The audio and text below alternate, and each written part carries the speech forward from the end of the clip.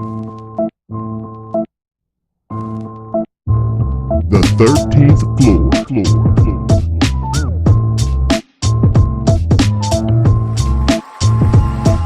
The 13th floor. Welcome, ladies and gentlemen, to the 13th floor, where the furniture isn't always the best, but the views are amazing as always. We thank you for being with us. We know you could have chosen to get off on any floor, but you chose to get off on the 13th floor, and we're glad to have you. With me today, I have, he's back, the mystery, Mr. Kenny Emegabo. Kenny, what's going on, sir? Nothing much. Looking forward to today's podcast. I'm excited to share some knowledge about jobs and what you need to do to be successful. So looking forward to today. Nice. And for those of you listeners, some of you elder folks might have got a little bit excited that we're going to talk about jobs. We're actually specifically talking about jobs for new graduates that are just trying to enter the workforce. So, but don't tune out, because I'm sure there'll be a couple things that'll be relevant to you as well. A lot. There you go. A lot. And as always, the man, the myth, the legend, Mr. B. Jones, and I'm gonna just introduce him as B. Jones now because the other one's not here. So, but BJ's in the house. Mr. Logistics is in the house. What's going on, sir? Hey man, blessed and highly favored, man. It's been a great couple weeks. Got a lot of stuff going on, and just hey, excited to hear what's here, excited to share. Let's make things happen, man. Good. So we apologize to you listeners out there. For those of you that are used to us putting out weekly content, we took a week off, but we're back, and we've got some new formats that we're going to be introducing to the show. So be on the lookout for that. I think you all be pretty excited with what we do next. But for real, we missed Mother's Day. We didn't send any Mother's Day post or anything. So happy belated Mother's Day, if such a thing exists, to all the moms out there.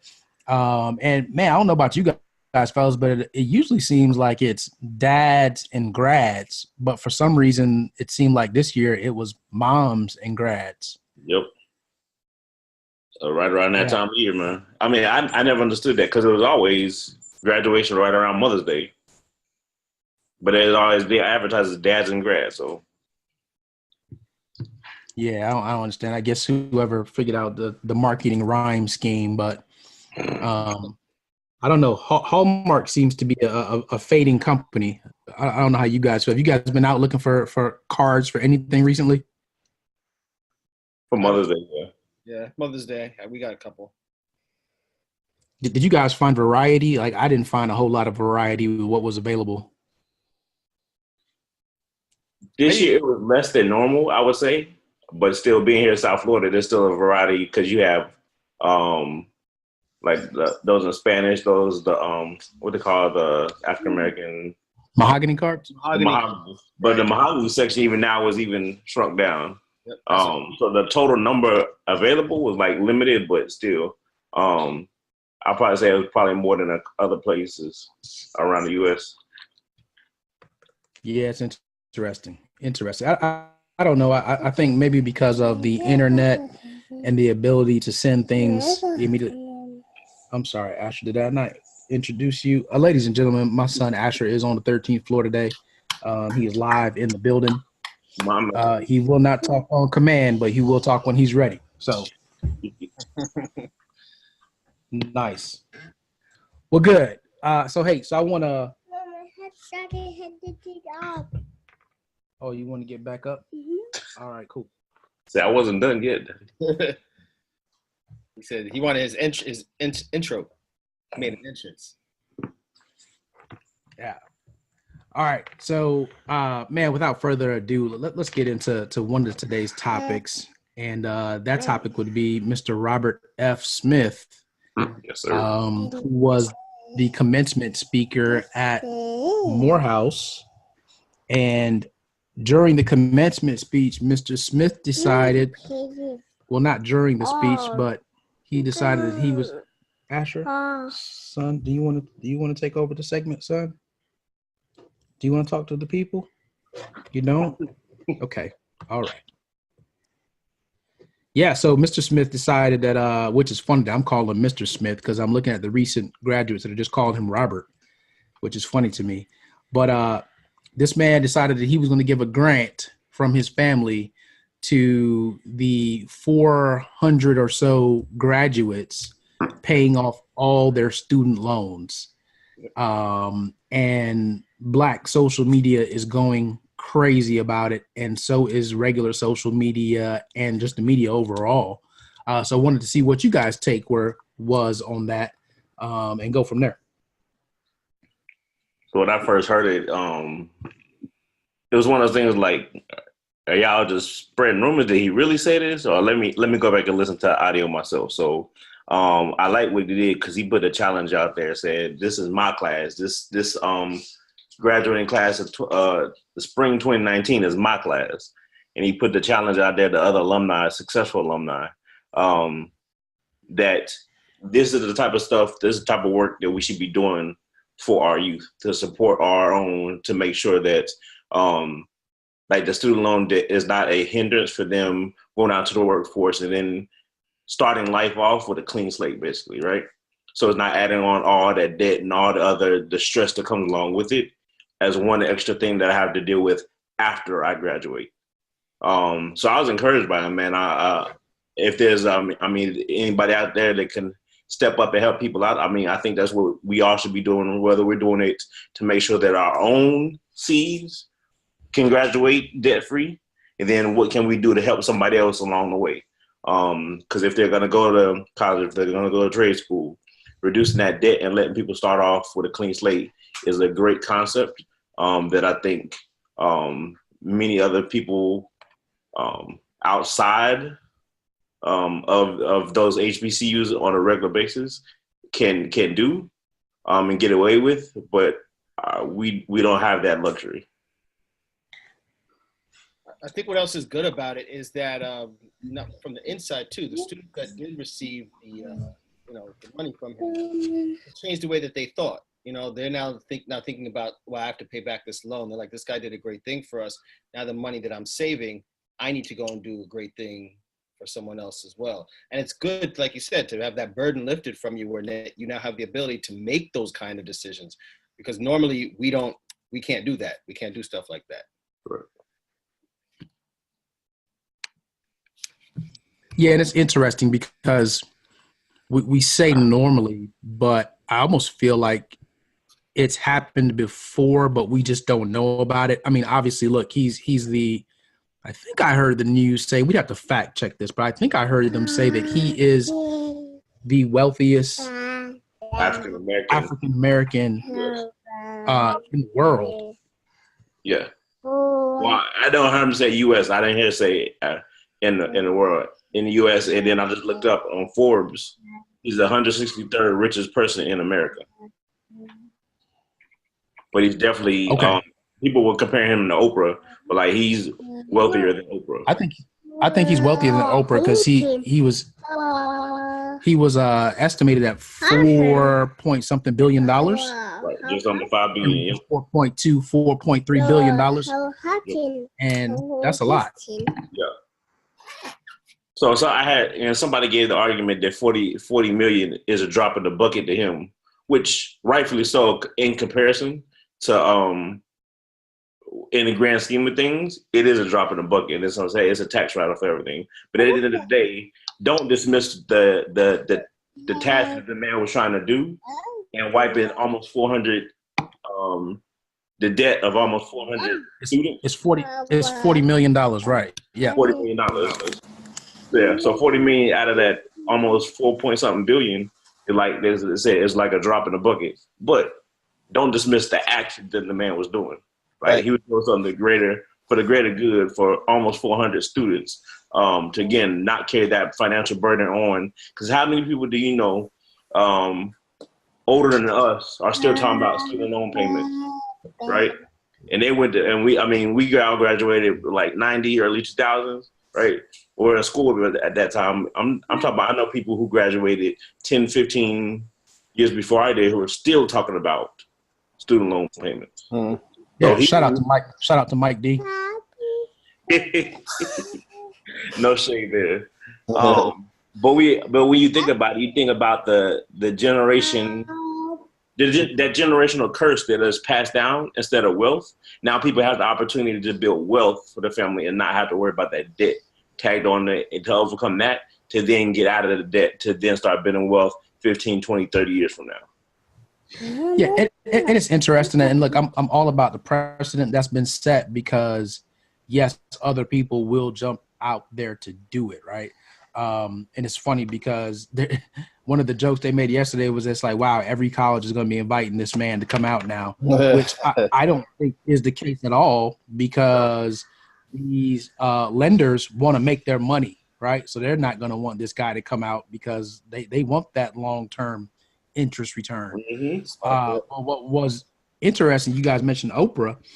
So Oprah was talking at Colorado College, who were giving her, I think, an honorary doctorate.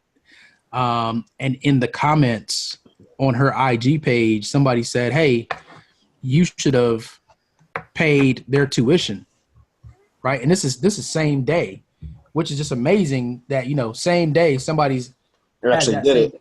Education. And she actually responded on her IG page, which was pretty cool. She was just like, hey, I've already contributed $13 million in scholarships, and I've also put about 400 men through Morehouse. Right. Which the clapback was serious, but I was just like, wow, that's crazy that she even put that out there. But I'm sure there'll be more people to do it. And look, I'm just happy. But what I don't want us as a community just to continue to glorify this one effort. And I want us to more so think about, okay, how can we put things like this in place to happen more often? Right. And how can we pool resources and create things, even if it's for one child at a time? Look, you don't have to do for 400 at one time, but if you can affect the life of one child and have them leave college debt-free, or a young man, young woman, whatever you want to refer to them as, I think that's more so what we need to be caught up in. And how do we get to that point? In the grand scheme of things, that's what it is. It's not about the blowback from it is always everybody wants to look to those that have to take care of everybody that doesn't, right? That's not what I'm saying at all. And I'm pretty sure that's not what I'm hearing from you two as well. It's not that the one person should automatically just take care of everybody, but how can we collectively put systems in place to make sure we can help individuals like that? And until we do that, it's just going to be somebody wake up tomorrow and say, I'm not doing this no more. And then we're back to square one.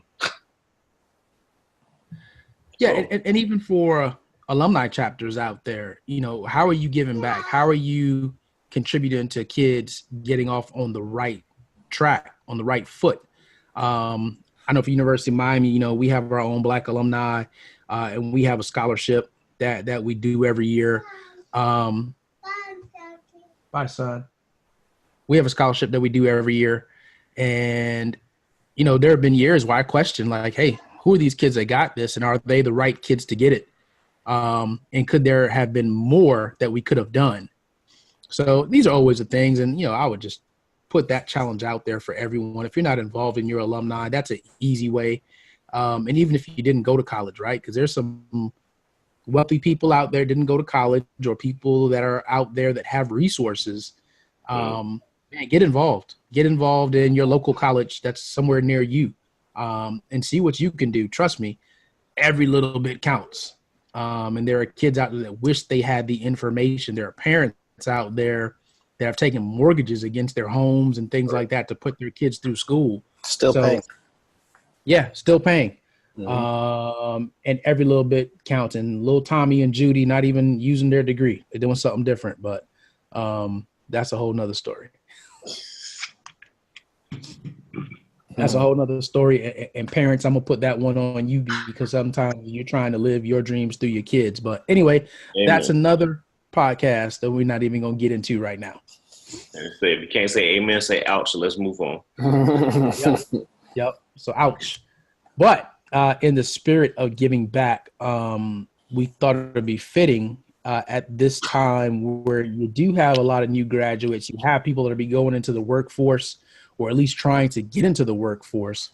And that's one of the things that Kenny is a subject matter expert in, that he helps kids do every year that are graduating from the school that he works at. And he actually goes out in the community and holds workshops to help kids get prepared to go out to the workforce. So we thought it'd be pretty cool if he shared a few tips for those of you new graduates, and for those of you that might just be looking for a career change. Resumes are not what they used to be. You got to do a whole lot more creative work with them now, and you actually have to put in your personality into your resume now if you want to stand out. So without further ado, I'm gonna turn it over to Kenny, and I'll just pop back in to keep the conversation going, but the floor is yours, sir. Okay.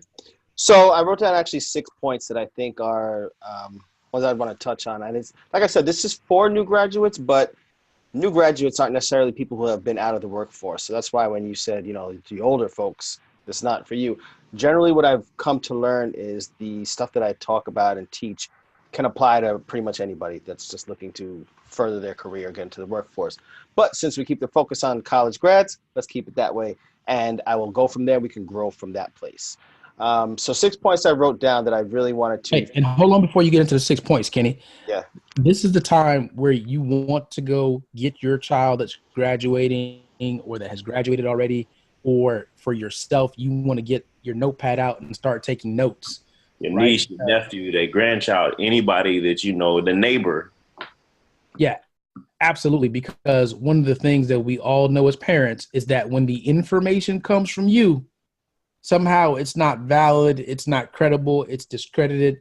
So a lot of them hear it firsthand. We don't have Fresh on today, so you don't have to worry about anything explicit. Not fresh. Yeah. So yeah, man, let's get it. 6 points. 6 points for your brand new graduate, or 6 points for those of you looking for a career change. Right. And these, like I said, these are 6 points. There's obviously so many more points that we could cover, but trying to keep it concise for the sake of the podcast. So first point is career planning and management. The second is establishing your personal brand. Gotta make sure I read these correctly. I wrote them. The third is identifying your network. Fourth is talking about resumes, cover letters, and LinkedIn, which kind of touches on what Carol just mentioned about creativity and making yourself stand out. That was 1, 2, 3, 4. The fifth is search engines like Indeed, Monster, those type of things, and how to utilize them, as well as job search strategies. And then if we have a little bit more time, if you want to talk about it, I could always talk about the interview process, which might run to some other thing, but we could go there. So let's talk about career planning and management first. The first thing about career planning and management is people need to understand how to plan their career. Since we're keeping it specific to college students, my advice to all college students is that when you start college, you should do your best to see what's going on with your career services department. A lot of colleges have them. A lot of students don't utilize them. I'll even talk when I was in college. I couldn't even tell you where the career services department was, where it is, where it was. I still can't tell you where that was, or if we even had one. So what I've come to learn is being somebody who works with that population is that the sooner that you go to visit your career counselor, your career advisor, or start talking about your career while in college, the better you are when it's time for you to graduate and step out into what people call the real world. I think the real world is college personally, because it's prepping you for the workforce. That's how I look at it more so. And I'd even say that when you go to college, that's considered a job. I've spoken to some students who have actually left their jobs and they started college. So some of the things when I tell them, I say, so when you go for an interview, what is it you tell employers that you did? Because you worked up until, let's say, 2016, and suddenly you're not working anymore. And a valid point is if you started college, that is a continuation of your employment. So you have to think about all these little pieces. Most people, when they have jobs and they have jobs while they're in college, before college, they don't look at them as jobs that are important. They look at the most important job as being the one that they get once graduation happens. I would always say keep a track of every job you have, of every volunteer service that you've done. Volunteering is huge. I tell people if employers know that you can do something for free and do a great job at it, why do you think they wouldn't look at you and say, you know what, if I'm going to pay this person now, they're probably going to do an even better job. So you have to, go ahead. I was going to say, and keep track of every group project you ever participate in. Because when you get to come see me in corporate America, I'm going to ask you about a time where you had to influence a group of individuals to accomplish a task. Sure. And you may not have the work history to do it, but you absolutely have applicable college experience that you could use for it, because it's the same thing. As Kenny was saying, college is the real world. It's just a smaller microcosm of the bigger world where you have everything there. You have your politics, you have your financial challenges, time management, all of that is there. So yes, absolutely keep track of everything you participate in, because it can serve you when it comes to interview. Yep. And I could even, like I said, I could really touch on the whole interview process either now or at another time, because that's actually a long thing. And what Carol mentioned is STAR interviews, where they give you a situation and you have to talk about that specific situation. So he's right. So while in college, yes, remember every group project you've ever worked on and do your best to work on group projects. I tell students when you're in college, make sure you do a few public speaking things. Don't be afraid to do public speaking. The saying is people would rather kill themselves before they stand up in front of a group and speak in public. And that is the case. When I ask the classes, the students that I work with, is that really the case? They pretty much agree with that. And think about it again, the smaller scale, you're getting in front of an employer. You have to put your best foot forward. So you have to work on those skills. So this is all career planning, while you're in college, planning about public speaking, about how to work with other individuals. That's a major key of something that you need to do. While working with those individuals, how do you function? Do you function as what you consider a leader? Or are you just somebody that sits in the side and participates, which is also, funny to say, that's also a sign of a leader. Just because you speak loud and say everything that and you're heard and you're the one that everyone says, oh, I know that person because they speak, doesn't necessarily make you a leader. So sometimes what you tend to do is downplay yourself as a leader. So you get to an interview for a job and an employer says, are you a leader? Are you a follower? What are some of your leadership skills and qualities? And sometimes just being a great listener, that's probably one of the hardest things that a leader can do, is do that. Make sure you're a great listener, because if you could tell an employer, well, as a leader, and you come from left field, and instead of saying, well, I make sure I speak up and I'm the one that's heard and I'm the one that's in charge, you can also say, you know what, sometimes I know when to just stop and listen, because everybody has something to contribute to what we're doing. Employers will eat that stuff up. So that's something great to think about. Every class that you take, make sure you understand why you take those classes. I've sat with people and I said, so why did you take this class? Oh, I did it to graduate. It's like, okay, but you did it to graduate for what reason? So you should take every single class. And when you sit in that class, you sign up for that class. It might be one of your core classes that you just have to take. But say to yourself, why am I taking this? And how can I utilize this in the long run beyond my graduation? Some courses you might take and you might say to yourself, those aren't the type of courses that I can utilize at all when I graduate. But come to see later on down the road, you say, you know what? I remember I took that course and this is how it applies. Be it psychology, be it finance, be it economics, be it, statistics, anything like that. You want to make sure that you understand why you're taking each of your courses. Kenny, can I jump in there real quick and ask you a question? Sure. So what we do, we got these college graduates, or even people that may still be in their course study right now, as Carol mentioned, are pushed, I'll use that word, pushed into a field because that's where their parents felt they should go. Or I'll be frank, when I got to UM, a lot of my friends are from the Caribbean are like, well, you're going to go into either engineering or the health medicine or what is it, and they absolutely hated it once they're in there. They finished because that's what their family wanted them to do.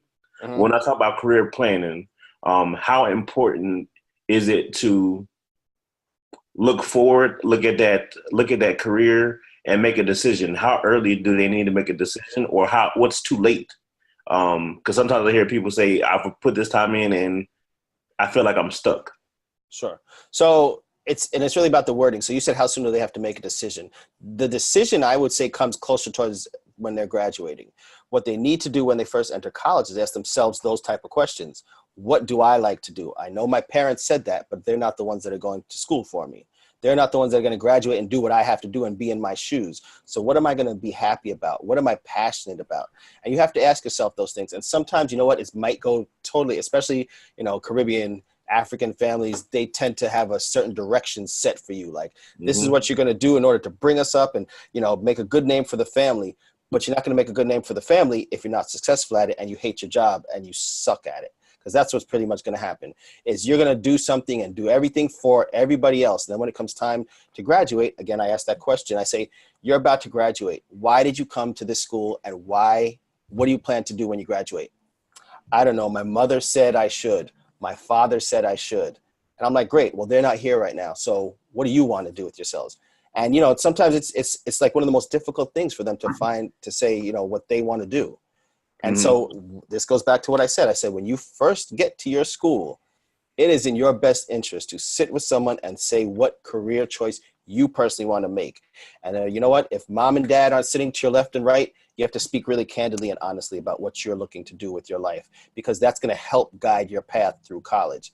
What I also say to people, though, is keep an open mind, because you might go into something and saying, you know what, say you're in your junior year. You've been doing accounting all this time. Suddenly you say, you know what, I like doing different business. I like doing legal studies.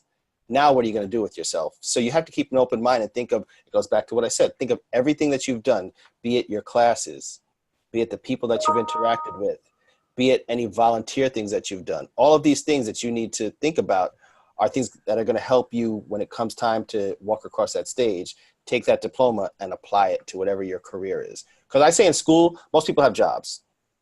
But when you graduate from school, that's when you start your career. That's the career, long-term salary, that 401k, you get all of those type of things when you start your career. When you're in school, people tend to do what I consider to be jobs. We're just like, make a little bit of money to help my parents, because they're paying my tuition, or for me to get back and forth to school, put some food in my stomach. Those are jobs. But you're really working towards building your career as well as your personal brand, which is the other point that I speak about after this. Is that number 2? That's number 2. Personal brand. All right. Personal brand. So any questions about any of that stuff? No, man. Let's all right, no. moving along. Great. So personal brand. Again, it goes back to when you're starting school. A lot of this takes a lot of you have to do a lot of self-reflection. And you have to understand who you are as an individual, what your strengths are. And I love parents, and I always sit with people that I work with, and I say, I never want to disrespect anyone's parents, because I wouldn't want anyone to disrespect mine. But they're not the one that's taking the journey. They might be helping you pay. They might be paying the full price. And that's why you feel guilted into doing what they want you to do. But in the end, not being successful in it, what did you really do except make them keep paying money to this institution? For you to be not as successful as you could be doing something that you're really passionate about and you love. So your personal brand is what you start establishing. And now we have social media. When I was in school, and I know you guys, when we were all in school, we didn't have all the social media that we were working with, all this social, just came out. Yep. So it's actually more important for you to establish your personal brand now, because you have things like Facebook, you have Instagram, you have Snapchat, all these things where you have the ability to actually look like a shining star or look like a derelict, and in between it gets kind of blurry, because employers will, as much as they might say, oh, I won't look at it, or you don't think that they look at your social media pages, they're all over them. Employers definitely look at your social media. So if you're sitting there, and you have on your Facebook or Instagram, you have all the shots lined up at the bar, or your feet in the sand and you're always taking a vacation, or you're just doing something that you think isn't something that, the way we say it is this something that you could show your grandmother? That's the easiest way we put it. Can you show your grandmother your social media page? Can you show her your Facebook? Can you show her your Instagram? Can you show them that? And they'll be comfortable with that. If you could say yes to that, then you're generally doing a pretty good job of establishing your personal brand, which means there's a couple pieces to it. Your personal brand consists of, obviously, showing the good stuff that you do and not having any of your social media pages with questionable material on it, what employers consider questionable material. Another part of your personal brand is, again, what industry do you want to get into? What do you want to promote yourself as? Do you want to be known as the fitness guy that everybody, sees and that works out with? Do you want to be known as, I'm a public speaker and I go out and I do a lot of speaking, or I'm a philanthropist, or I'm a musician? These are all things that you have so many platforms where you can establish your personal brand, and you don't want to waste them putting like trivial things on there, putting like talking about backstabbing people and other things like that. You want to be able to look through your social media page, scroll through it, and say, you know what, there's a consistency there, and it speaks to who I am and who I'm trying to portray to people and to the world. And the other piece of it is your personal brand is not just social media. So if you're showing people this side of you and you're the sports person, the speaker, you're any of those things, you better make sure that when you're in public settings, you're also that person as well. That's being genuine to who your personal brand is. So it's very important to make sure you establish Exactly. that. Yep. And that's huge because you want to get into the habit of not having to turn a switch off and on. Correct. Right. Because that's what makes it become easy. And you don't end up with this dual personality of where you're at work and you're portraying one thing. And then when you go home, you portray something else. And that's the main reason why people thank God it's Friday, because now I can take a rest from being this person I curated and be who I really am on Saturday and Sunday. And then come Monday, we're with doom and gloom because we have to go back to portraying somebody putting on this character. Correct. And it's way easier if you establish from early, which Kenny's talking about your brand. Yep. It's social media. It's the way you represent yourself, even outside of social media. Mm-hmm. That is your brand. And it's very easy to identify as, look, when you go into a corporation, there are people that, look, they have interviewed hundreds, if not thousands of people, and they know authenticity when they see it. Correct. Mm-hmm. And some of them, when you come in there and you pretend to be something that you're not, they will hire you because they know that they're going to hold something over your head for you to be what they want you to be. And then you've lost at that point. Mm-hmm. Mm-hmm. So your personal brand is very important. And what you have to understand, going back to the social media aspect of it, and Carol actually brought up a great point, which is, on Saturday and Sunday, you're one person, but on Monday, you're going back to be that other person. Guess what? Saturday and Sunday, somebody might tag you on your Saturday and Sunday activities that you might think is not public. And then all I have to do is ego. I told this term to Carol, where you ego surf. And what that is you type your name. And actually, everybody should do that now that I mention it. You should, to look at your personal brand, is ego surf. You go to Google or any of these search engines, type your name in there, hit return, see what comes up. If what comes up is stuff that you're like, wow, this is stuff I didn't even know would be here, or that I didn't expect to be, your picture comes up, people you're acquainted with comes up, things that you probably are like, I don't even remember doing that comes up. So when you ego surf, make sure you do that. And a trick to clean up your social media pages is you have to start utilizing the ones that are business related, are things where you're searching, like say you're into photography, do a whole bunch of searches on cameras and how to put together camera and how to take great pictures, and just make that your primary search. And what tends to happen is that's the stuff that starts to move to the top when you're in your social media pages. So that's a good way to help establish and clean up your personal brand. There's also a program we use. It's not exactly free. It's called Brand Yourself. It's a program, and they should pay me for this. It's a program where they use it'll scan your social media pages periodically, and it'll give you like different reports back to say there are probably 8 questionable things on your page. And I remember when I used it, I was like, "There's nothing questionable on my page." I got hit. I got a hit, bing, and it says there's a questionable thing. And all I said was something. Maybe I like shared a message where it says, someone's like, this guy's a pain in the ass. And because the word ass was on there, then all of a sudden that's something that's questionable. So you never know what's considered questionable on social media. And there's some things you can look at and be like, all right, that's okay. That could stay. But for the most part, you want to do those type of tricks to clean up your social media page. A big part that you could use is LinkedIn, which I'm going to talk about in a little while. If you do a lot of searches on LinkedIn and use that a lot, and you should, because you're doing a job search and you're graduating from college, that should be something that becomes one of your primary things. I always keep LinkedIn open on my work. I use it a lot when I'm on my phone, when I'm traveling. I like to post things, tag people, share stuff on LinkedIn. And that's what people tend to see the most. And I'm okay with that because that is who I am. The stuff I share on LinkedIn, if you talk to me, you'll be like, yeah, that's who Kenny is. So again, I stay very genuine to what my brand is. And my brand is about education and leadership, and just kind of motivating people. So if you know anything about me, that's who I am. And you can look at any of my social media pages and that's what I show off. Nice. So number 1 was, what was the first point again? Career planning and management. Career planning and management. Yep. We just covered branding, and now we're going to number 3, which is identify your network. So to identify your network, when I'm speaking in schools, I tell people, look in front of you, look to the left of you, the right of you, and behind you, because that right there is your network to start off while you're in school. People don't realize that some of the most valuable resources and people that they have are those that are right around them. And the great thing is these are the people that are going through the same experience as you. If you're in a certain school and you look around your classmates, they're in the same school as you. They're doing the same stuff as you, probably not liking the same professors that you don't like and liking the same classes that you like. So they understand what you're going through.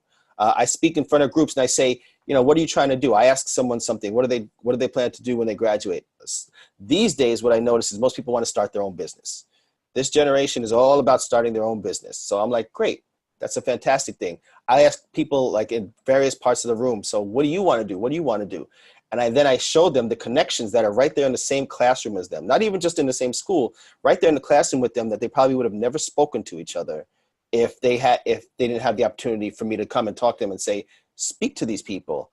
And then it's funny when I see them later on, they say, you know what, I started this business with this person because I utilized them for, taking pictures, and this one did the marketing for me. And everybody's winning, because if you're trying to promote yourself as someone who does marketing, why not work with somebody who needs a marketer? If you're trying to promote yourself as somebody who takes pictures, work with the person that does marketing. I mean, it all goes hand in hand. And eventually what you see is there's so many connecting wires between everybody that's just in your classroom. And then I say, expand that beyond the classroom to within the school. Expand that. I work in New York City. So I say, expand it to the city. Speak to people. Find out what they're about. It's one of the beautiful things that I love about being a New Yorker is you could talk to anybody. If you're a real New Yorker, you're going to talk to anybody and, speak to them, say what's up. And you're going to find so many diverse people, a variety of people where you're going to, wind up saying, you know what, I think that if I never spoke to you before, I wouldn't have been able to do this. And you would have graduated, went on with your life, not realizing probably one of the people that would make you the most successful was sitting right in the same classroom as you all the time. So there's the classroom, and then right outside of the classroom. And then of course, there's just your general networking. There's events that everyone should go to, especially if you're in college. Network, go to networking events. There's a site that I think is pretty cool. It's called meetup.com. And just different sites where you could just find events that are going on and you could, filter it down to your specific job that you're looking for, the industry that you're looking to do, the type of meetings that you're trying to have. And you can set those things up where a calendar reminder will come up and it'll show you like, this is where this is happening in your city or in your town or anywhere that you plan to be. So I'm very big on making sure you network with those around you and then just find opportunities to attend networking events. So when you said that, one of the things that I always try to tell people like cousins and all that stuff is that everybody, nowadays, even with their use of social media, their use of, their lack of communicating with individuals in their class, they just go to class, don't really talk to people, whatever. But also is like, don't burn bridges, right? Because you never know who you're sitting next to today will be above you. That could potentially be a link to a network, a connection, or your boss in a couple of years from now. And the people have a hard time with that because people want to hold grudges. People want to get upset with people. Like, it's just not worth it, man. You never know what connection. And now with social media the way it is, you never know that the person you're sitting next to could be your neighbor's cousin. Yes. And all that stuff comes back tenfold. You later on down the line, and they'll have a conversation offline you don't know about, and you just messed up your chances of either getting that connection, getting that network link, or getting your foot in the door somewhere. So with social media, the world has become much, much smaller. And I think one of the things that people haven't realized is that by going through those situations and making them, everybody doesn't have to be your best friend, right? But they just need to keep them on even playing field. And what I tell everybody also, sorry, Carol, is that like I was saying, is like you're building your brand. Why would you want to tarnish your brand by burning a bridge or bad mouthing somebody? If you're building your brand, think of a brand. If you have a brand of food that you eat or a brand of or any product that you use, when you hear in the news that all of a sudden, it's tainted or pull this or it's got this number, you got to recall it. It makes you think twice about getting that brand again. So that's how you have to look at yourself. You are that brand. And if you hear somebody's cousin, mother, a classmate, or professor, anything, talk bad about that person that you thought, okay, I I thought that person was, you know, a stand-up type of person, but obviously they're not. I'm going to have to do a little further and get investigating. Why would you even want somebody to have to go through those motions when you could just be, like I keep saying, your genuine self? And your genuine self should also be your most professional self. You know, the times of being petty, I know there's a lot of shows out there where people get famous by being petty and backstabbing and fighting and throwing glass and throwing bottles. And, oh, that's how I'm famous. That's their brand that they're creating. I don't know. I hope everybody doesn't think that all that stuff that is real. If you notice on shows like that where people are creating these brands, their brand is to the ones that are nice and kind in those type of shows. You don't see them anymore. The ones that say, you know what, I need to keep my brand going, they're going to start fights, throw bottles, do that. But that's their particular brand. And everybody should look to see, like, what's my particular professional brand? And as a college student, college graduate, you're looking to be hopefully a little more professional than putting yourself out there just to be someone on social media. So think of your brand when you're going out there.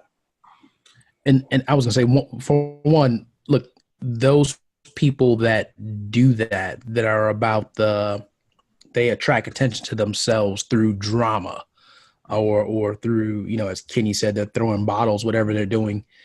That brand is only going to be as good as it attracts views and as it promotes itself on social media. Once that has expired, guess what? That now expires. But unfortunately, at that point, it is too late for that person to rebrand themselves because you've done such a good job that everybody believes that's who you are, right? And what I was going to say is that I was going to say specifically for the young men out there, but let's throw the young woman in there too. You have to be very careful how you choose to date or how you choose to mistreat people in your social scene as you're coming through college, because you never know who that person is going to be and what you may need from that person. And it would be unfortunate if you couldn't even pick up the phone and call that person if they were in a position to help you with what you're trying to do with your career. Yep. And it works both ways. You damage a relationship early, not realizing that same relationship could come to serve you later on. And I've seen it happen time and time again. So don't be that person. Always remember, you are everything you do is a potential seed for what you can do in the future. Good, bad, or indifferent. Correct. Let's move on. Yeah, let's do it. Number 4. Resumes, cover letters, and LinkedIn. Super important, obviously, if you're going for a job. A resume still holds a lot of weight. You know, some people apply for jobs using, you know, they fill out applications.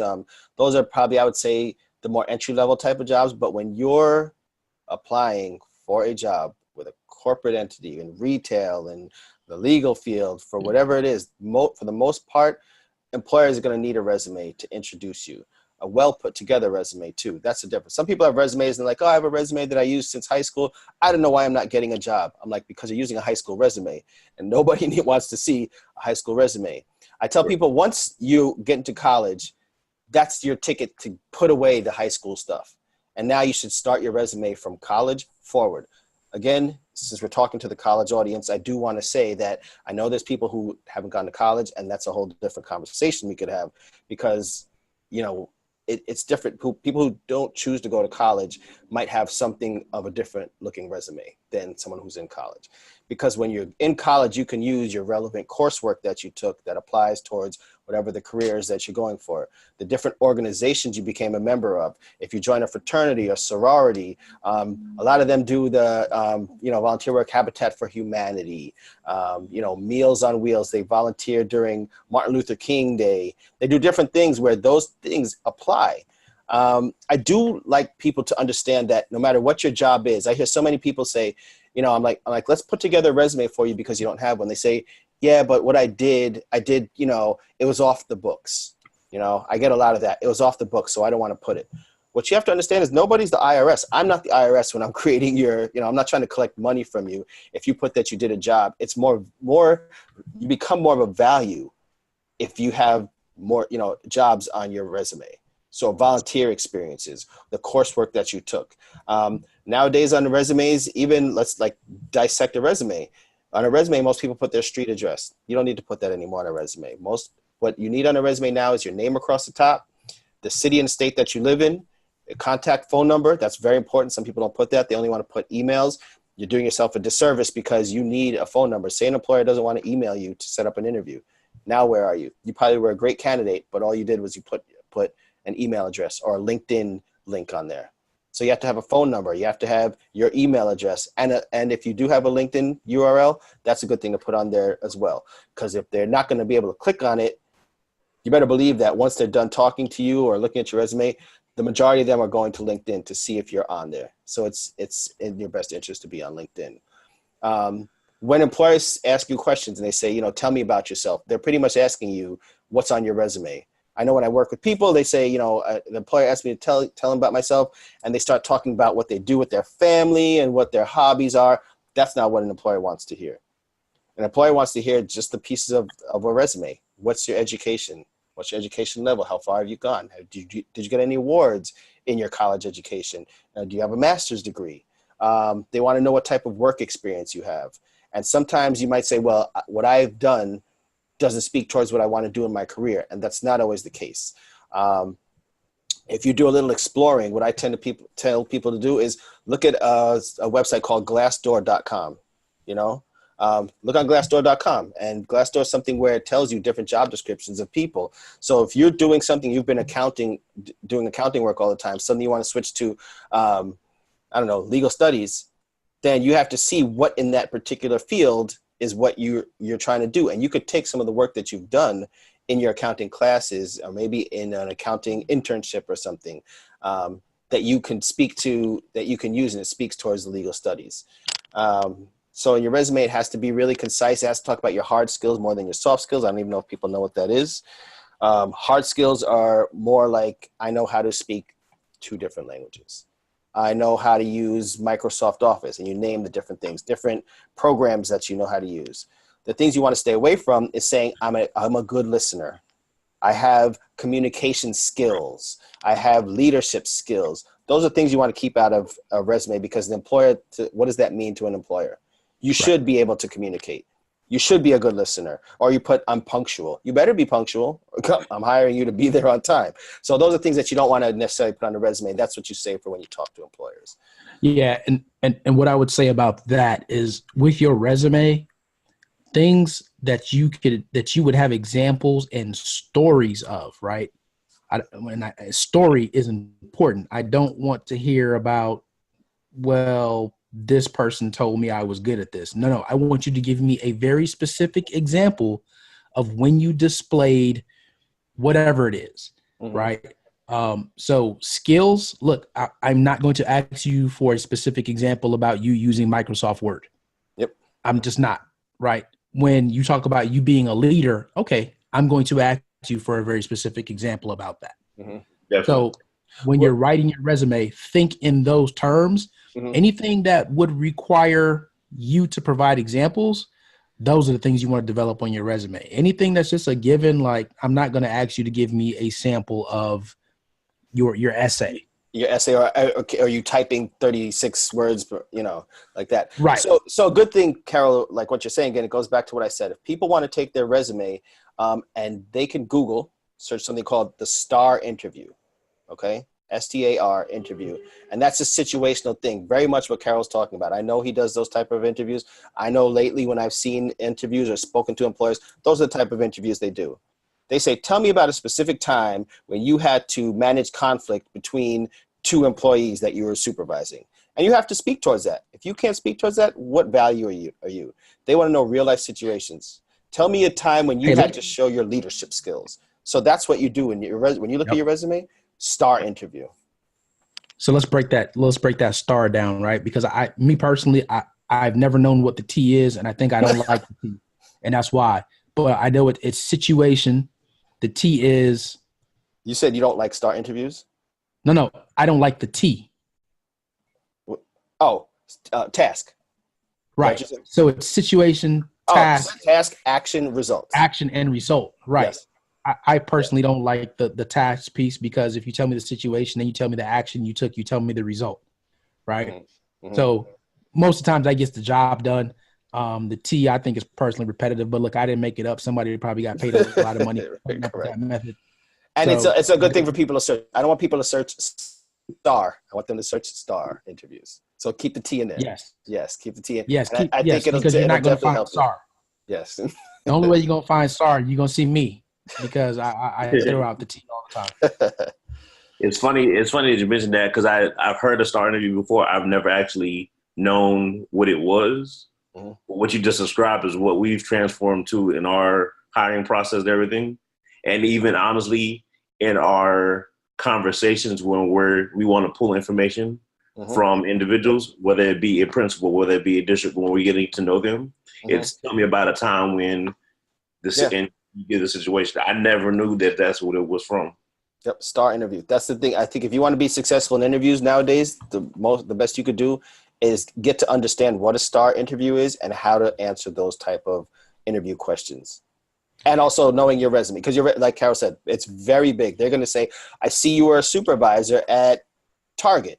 Tell me about it. That means you managed people. How many people? Let's talk about that." And they're gonna run with it. So it's a big thing. And here's a freebie. Here's a bonus for any company that you want to apply for. Just about any company out there is going to have a set of core values or competencies. And you should be able to Google that company and find out what those are. Once you get that list, what you want to do is you want to start writing your star examples that show when you've done each core competency, value, whatever it is, because that will put you ahead of the game should you get an interview. Yep. Because when they start asking you, the questions they're going to ask you are somehow directly related to their core values or to their competencies. What I like people to understand very much, that's great, Carol, is that when they do start asking those type of questions, some people tend to either panic or get a little too relaxed, and they need to understand just an interview process is that you're always on stage and you're always trying to speak to the employer towards what their mission is and what their goals are. So like I said, craft your resume, make it fit what they're looking for. Don't lie, be very genuine, be very honest on your resume. And also, like Carol said, know the principles that they have, the core values that they have, and know that like when I worked in this particular job or when I went to school or when I volunteered, these are the things that you have to speak to and say and let them know, indirectly. You don't have to say, I know that I read about this on your website, so that's why I'm saying this. You just have to speak towards it and they'll hear it. They'll hear that, okay, he understands. He kind of is following our mission anyway, and he doesn't even realize it. Meanwhile, you really do realize it because you did your research. Let me ask you a question, Kenny. Yep. So we're in this interview part. I mean, we're not really in the interview part, but we're talking about things from a resume that may lead to the interview. Yep. For those individuals who know they have a tough time staying on task with the question asked, because my biggest thing is that if I ask you a direct question, if you don't start answering that question within the first 15, 20 seconds, I'm either marking you down already or I'm on to my next question and I'm not even paying no more as an interviewer, right? So if I know focusing on the question asked or getting directly to the point, what tips do you have for those individuals who may be struggling with that? So being concise is a big deal. Sometimes people just go on and they ramble on and they think they're saying some quality stuff because to them, they want to make sure they get everything in that they say. But it's like, are you answering the question? One thing I could say is that could help is when you repeat the question.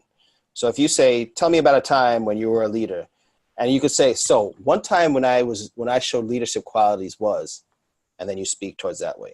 It kind of keeps you focused on track, because if you start to think about it and you say, I had this job and this and X, Y, Z, it's gonna lead you down a path and then you're not gonna know how to close that. And that's usually what messes people up in interviews, is that they don't know how to close because they started on some crazy path that didn't even directly answer the question. So I always say, take a moment and instead of saying, instead of just jumping right in, take a moment. I say, count to 2.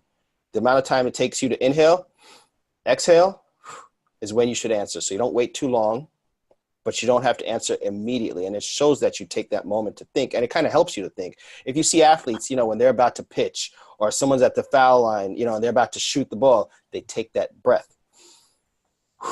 and it kind of brings them down and gets them focused to a place where, number one, it gives that pause where you're not saying or I don't know, whatever, but it also relaxes you a little bit, and it helps you to get your mind a little clearer and stay focused on the task. Yep. All right, man.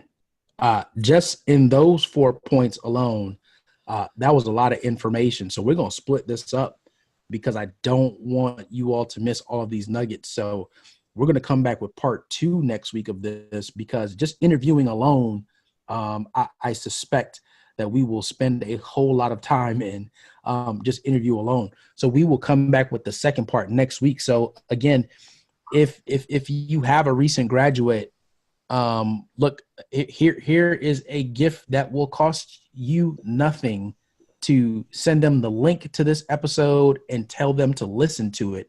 And again, you can get us on iTunes, you can get us on Google Play, Spotify, YouTube.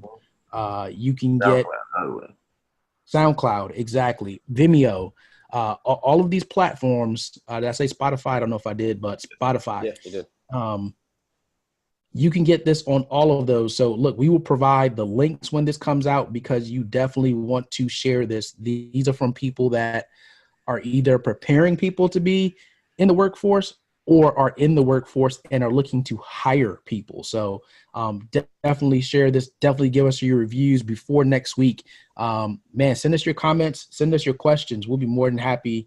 I'm glad to answer questions. Yep, for sure. Yep, we'll be more than happy to get Kenny on those. And then for those of us that are already in corporate America and that we actually look for folks or just in positions to hire, period, we would love to be able to share some of the knowledge that we have. So, man, Kenny, powerful, and just a lot of content, man. And, thank you so much. And you said people should pay you for this. And I promise you people will. Because we're going to make sure that you get out there and can provide this info. So don't you worry. But for the sake of this podcast, I don't mind sharing. And I actually enjoy fielding questions, specific questions, because I can speak very generally. But if people have specific questions and they're, loyal listeners to the show, why not give them some stuff for free? I don't mind that. For now. Yeah. Nice. Hey, BJ, man, you got anything for the folks that are going out? It's almost summertime. You have anything for them? I mean, I don't want to be cliche, but a lot of the regression that happens with elementary, middle, and high school kids happens over the summer because kids are not actively involved. And I'm not talking about something that has to do every day. Make sure your kids have a book, something to keep them engaged over the summer. If it's one book over the summer, they're about a mile ahead than 90% of all the other students that are out there right now. But right, I personally made a commitment and a choice that I bought my kids. There was 3 books that I picked out. Each of them have to read. One of them, Rich Kid, Smart Kid, 7 Habits of a Highly Effective Teenager, or the six most important decisions you'll ever make. They each have to read one of those books this summer, and then they got to pick their own fictional book. I bought it last week. They can read it on their own between now and the start of school. As long as they get mine done, they can read whatever they want, do whatever they want this summer. But it's a way to keep them engaged, man. Ask questions. When you take trips this summer, like talk about things, go experience things as a family, experience things as brothers and sisters, aunts and uncles. Take the kids out, just do stuff, get them out of the house, out in front of those video games all summer long, and just make sure their brains are engaged in other things to keep them right, so we don't get that regression. Because a lot of time we're spending the first 3, 4, 5 weeks of school reteaching the stuff that we taught this year. Instead of just reviewing and moving on, we're going through a whole reteaching cycle, right? And that's the biggest thing where we see a lot of regression. So keep them engaged, keep the brains going. Even something simple, like I brought this for myself. I got to sit it right here. I ain't even really start yet. Just little brain games to keep their minds thinking, right? So I found at Kinko's the other day I was there. FedEx, it's not even called Kinko's no more, is it? Mensa, that's the other one. I didn't find that one. That's the one I was looking for. But it's something just keep in mind as an adult. Keep my mind thinking like I did the first couple puzzles of the day. I'm like, well, I'm losing. I got to get back in this thing, man. So I love those little things like that. You know what else is good too? I noticed, especially around here in I live in Queens. There's a lot of free things to do. free things over the summer, like free things that stimulate a kid's brain that they might not necessarily think they're learning something, but they're doing it. We have a museum of science out here that's like you'd think in like in an amusement park going to, but you're learning so much. So they could even do that. So reading is great, but even those kids that are like, you know what, I don't want to read, take them somewhere that they can learn something. There's so many things that they learn in those textbooks in school, like going to, you know, a certain monument or a certain park or somewhere, you know, and there's so much stuff around where you are that you could just go there and be like, let's go learn about that. You learned about that in school. That's what this is. It's right here. And if you know anybody else, that's just me, and I know everybody can't do it. If you know there's a neighbor down the street or a single mom and the kid is in the house all summer, if you got an opportunity, take the kid with you one time, right? Just take somebody else to let them experience, because they may not ever, that single mom may keep them in the house all summer just because she has nobody else to take them out and she has to work all day, right? Just keep your eye out, your ears open for friends, things like that. And it may not cost you anything. It may cost you a couple dollars. Again, at the end, is you're investing in another child. So anybody you can see like that, just like pull them along if you can. I respect that. It's awesome. It's great. Nice. Ladies and gentlemen, that is our show this week. And I just want to remind you, look, we talked about 4 out of 6 points for our recent college graduates, or those of you that are even looking to switch your career. So those 4 points that we covered today were just career resources, using your career resources, establishing those early in your college career. And Kenny, you can jump in if I said that wrong, but that's what I have down as point number 1. Number 2, establishing your brand, knowing that you are a brand. Number 2 was identifying your Number 3, was identifying your network. And number 3 was your resume and LinkedIn. And we'll have 2 more points and hopefully more. We'll ask some questions next week. But in closing, I would say this. So for those of you, and look, this is an awesome episode to have your kids that are still in high school listen to, so they can kind of understand why you're trying to push them the way that you're pushing them. Right. And look, if you want to have the ability to make your own decisions when you get to college and not be in that position where your parents are paying for it or you have to depend on them. And because of that dependency, you now have to get into that career that they think is best for you, which now locks you into a certain course of study. Then you have to start exercising your position of power from early. What sets you up for that position of power is that you do what you need to do in high school that puts you in a position to where you don't need your parents' money. You're going to get scholarships. You're going to get grants. And now guess what? That pressure of having to do what they think is best for you is going to be gone, right? Some of your parents might not like that.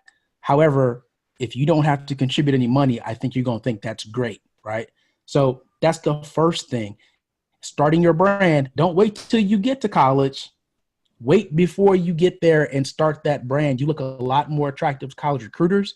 You will look very attractive to employment recruiters. All right. Recognize that your peer is powerful. Your peer, that person right around you, is a powerful resource. And guess what? I want to hire them because they are innovative. They have all the newest thought. They're going to bring a fresh set of eyes, and I'm going to hire them at an entry-level pay.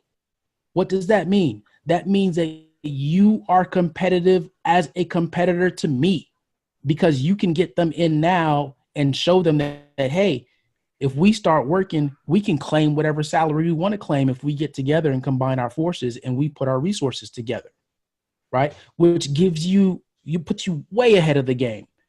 Because if you're hungry for a job, I'm going to get you. You're going to have talent that I see and recognize, and I'm going to hire you at an entry-level pay.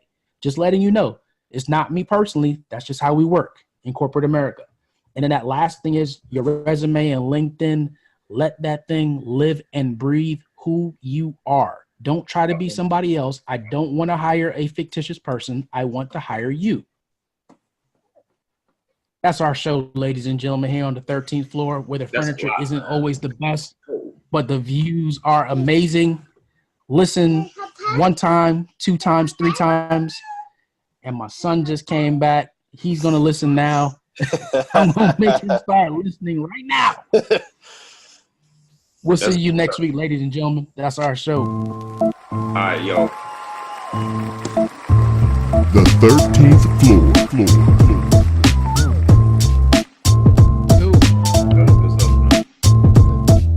The 13th floor.